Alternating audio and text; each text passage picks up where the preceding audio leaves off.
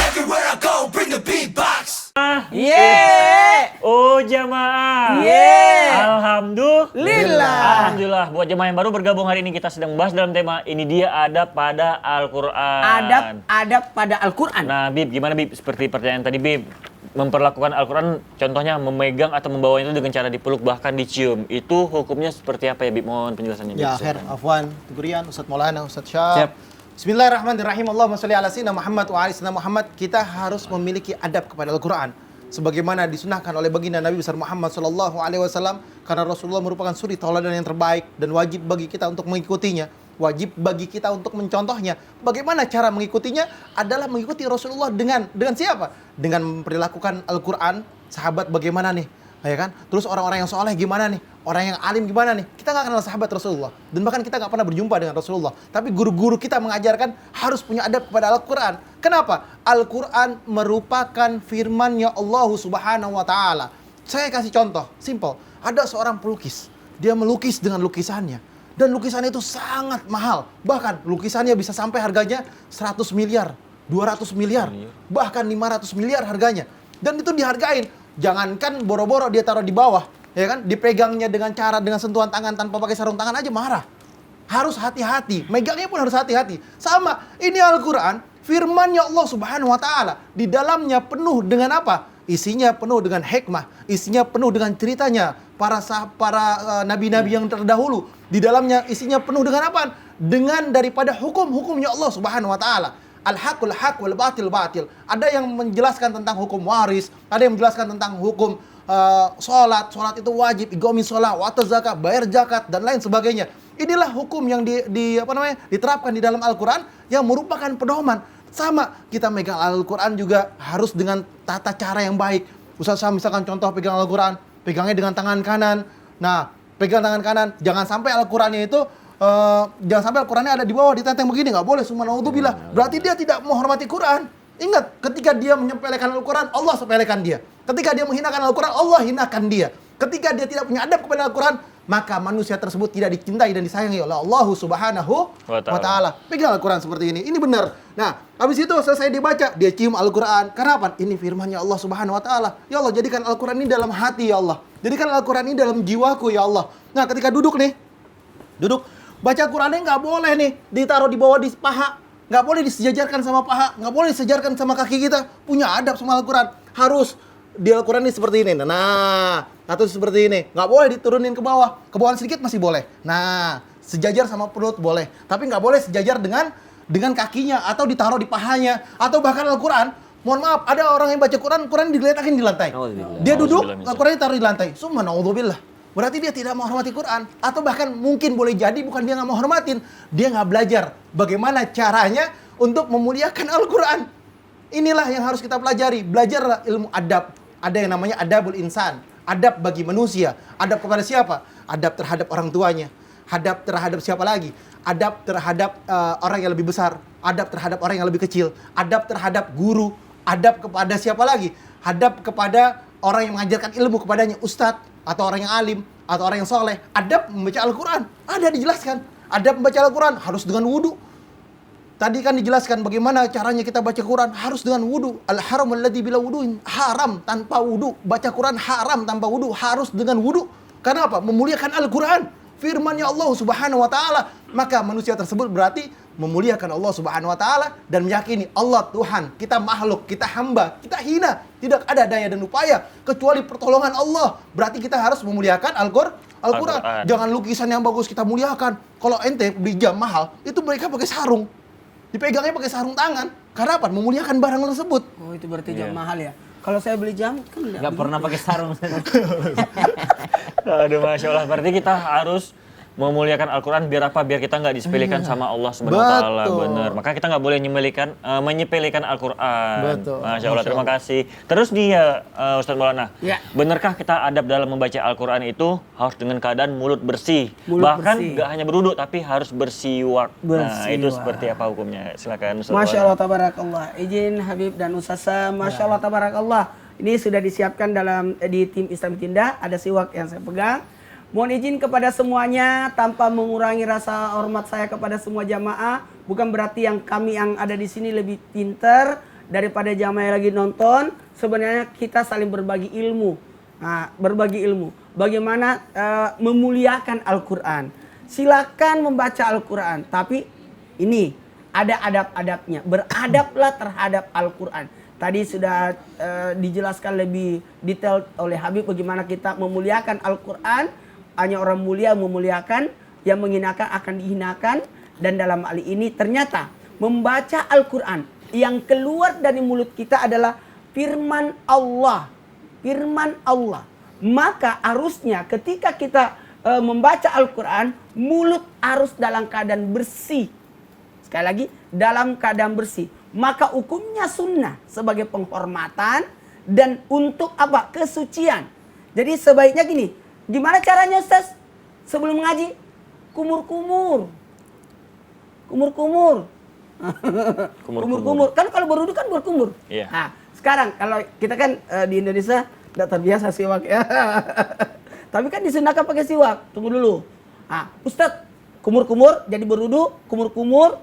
Kan ada orang berwudu, sudah lama wudunya, terus dia makan, terus dia mau ngaji, masih ada wudu, sebaiknya kumur-kumur dulu. Atau menggunakan pasta yang biasa kan dengan kebiasaan kita. Nah, atau mengambil kain. Saking pentingnya ini, sebelum baca Quran dibersihkan dulu. Oh. Saking pentingnya Karena harus nggak ada membersihkan. siwak. Karena tidak ada siwak. Nah, kalau ada siwak, nih. Berarti fungsi kain ini juga untuk itu ya, Ustaz? Ya, apapun untuk pembersihan. Jadi atas, kemudian dalam, cara pegangnya kayak pegang Pulpen. pulpen, atau ada juga caranya seperti ini. Iya. Ya. Oke. Jadi banyak cara. Kemudian angka 8 diputar-putar dari aduh ya Allah. Dari ini ujungnya ke atas sampai pangkalnya. Jadi baiklah.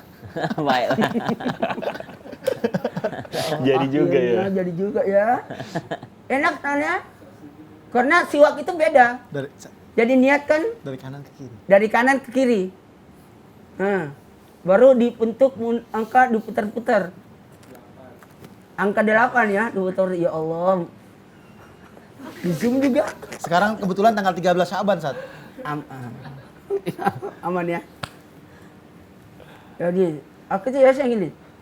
Atas, ingat dari kanan ya. Usahakan dari kanan, kemudian atas, doa, dalam, kemudian berbentuk angka 8. Jadi itu. Adab membaca Al-Quran itu harus dengan cara Bersih, karena bersuci. yang akan keluar itu adalah ayat-ayat Al-Quran. Al-Quran, Masya Saya punya Allah. kakek Al-Habib Utsman bin Allah bin Yahya yang ngarang sifat Adabul Insan tadi yang saya jelaskan. Ya. Itu ketika dia keluar rumah, udah sampai kurang lebih 1 kilometer, dia lupa belum bawa siwaknya. Pulang lagi. Ngambil siwak. Allahumma sholli ala sayyidina Karena Muhammad. begitu pentingnya bersiwak dengan apa namanya? Mengikuti sunnah Rasulullah. Ya, kalau Ada niatnya keberkahan. sunnah Nabi luar biasa. Iya, dapat ada pahala. keberkahan di dalamnya dan ada pahala yang besar. Nanti kita jelasin di segmen yang selanjutnya. Masya Allah. Terima kasih Ustaz Maulana Dan Habib. ada pernah kisah diceritakan Ustaz Sam, ada daerah ditaklukkan gara-gara siwak. Siwak. Betul. Daerah yang ditaklukkan gara-gara Siwak. siwak. Wah, daerah mana itu Ustaz? Mau tahu? Mau tahu. Ceritanya gini kan? Ya. Itu tentara susah ditaklukkan. Maka mereka ambil Disuruh. ranting-ranting bersiwak. Untuk Itu bersih-bersih dulu ya. tentara-tentara yang musuh. Waduh, itu dia lagi mengasah giginya. Jangan-jangan kita mau dimakan itu. Wah, Masya Allah. Makasih Ustaz Maulana. Baiklah jamaah di rumah pasti udah gak sabar nih menunggu pertanyaannya dijawab sama guru-guru kita di sini. Nah makanya kita langsung aja masuk ke segmen. Kayu aja Tanya dimakan dong ya. Ustaz. Kami semua tanya dong Ustaz. Baiklah pertanyaan pertama adalah dari surah jemaah. Kita ambil dulu suratnya ya. Suratnya kita ada di sini. Kok aku ketagihan ya? Ada banyak tuh suratnya Rian. Ada Coba. banyak. Nah. Tapi ini jangan sampai kutukar juga Ustaz Syam. Ambil Nah, salah banyak satunya banget. aja. Nah ini Satu kayak aja. nih. Insya Allah. Kayak yang benar ini nih. Nah. Jangan saya suruh baca ya. Hah? Soalnya kadang-kala aku nggak bisa baca tulisan orang. Oh lumayan bagus tulisannya Ustaz hari ini. Lumayan bagus. Oke. Masya Allah.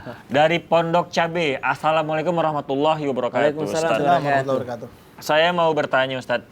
Anak saya tuh setiap maghrib seperti ketempelan jin begitu Ustadz. Dan orang-orang tua kami menyarankan buat taruh Al-Quran di dekat kepala anak saya dan bahkan saya ditulisin ayat-ayat Al-Quran terus. Dijadiin kalung sebagai pelindung dari jin-jin. Apakah perlakuan saya kepada Al-Quran ini benar?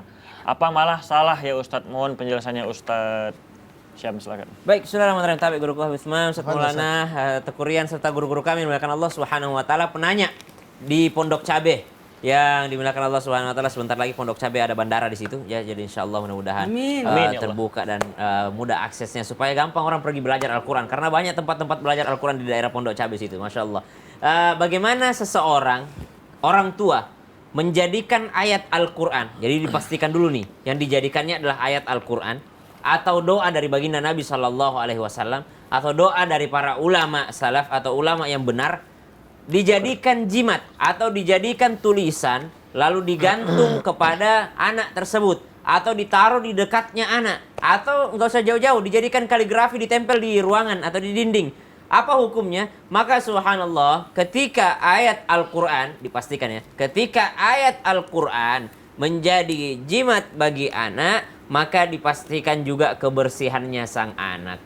Sebagaimana kita ketika mau membuka Al-Quran, menyentuh Al-Quran, kita tidak boleh dalam keadaan berhadas ataupun kita membawa najis. Jangan sampai ada juga orang tua jimatnya anak dia ikatkan di perutnya anaknya. Itu kan terlalu dekat dengan popoknya anak, terlalu dekat dengan kotoran di situ. Jadi jangan sampai kotor si tulisan Al-Quran tersebut. Kita ini memuliakan, ya. Kemudian bagaimana kalau ditaruh di atas, di dekat kepalanya Al-Quran? Boleh juga. Tapi jangan sampai juga ditaruhnya sejajar dengan kasur. Kenapa? Kalau sejajar dengan kasur berarti kita sejajar dengan Al-Quran. Kalau kita duduk berarti kita, mohon maaf ini, sejajar Al-Quran ini dengan, mohon maaf, lantai, dengan pantat kita, mohon maaf. Jadi subhanallah, jangan sampai narohnya juga salah. Seperti ini pun kami sengaja taruh di atas sini karena supaya kami tidak sejajar dengan Al-Quran. Jadi kami taruh di atas sini.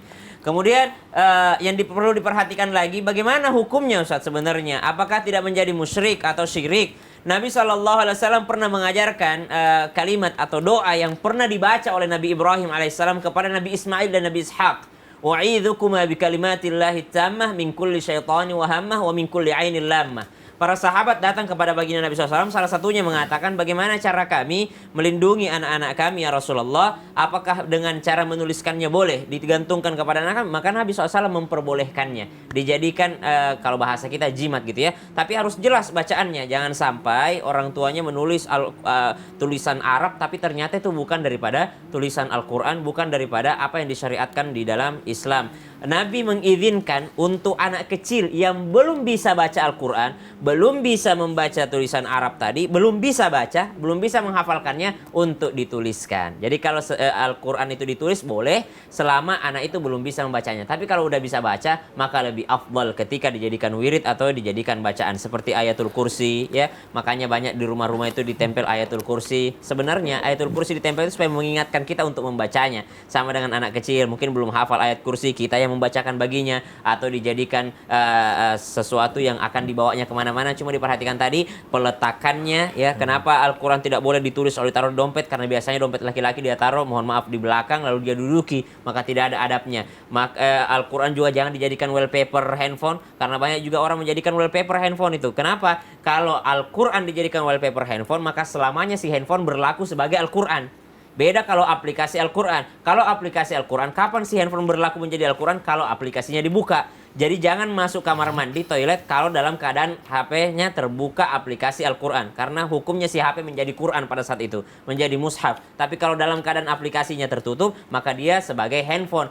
Makanya jangan sampai jadi screensaver atau wallpaper si ayat Al-Quran tadi, karena selamanya akan menjadi hukumnya menjadi mushaf si handphonenya. Sama dengan nada dering Al-Quran, jangan sampai kita juga menyepelekan nada dering itu menjadi ayat Al-Quran. Allahu la ilaha, Allah tidak ada Tuhan, halo, Allahu la ilaha, halo. Jadi jangan sampai kita memotong ayat Al-Quran dengan menjadikannya nada dering. Jadi biasa aja nada deringnya. Maka subhanallah, diperhatikan adab-adabnya ketika menaruh Al-Quran di dekat bayi, ketika menuliskan Al-Quran untuk bayi, diperhatikan adabnya, jangan sampai dekat dengan najis, jangan sampai peletakannya tidak beradab kepada Al-Quran. Wallahu ta'ala a'lam. A'udzubillahi minasyaitonirrajim.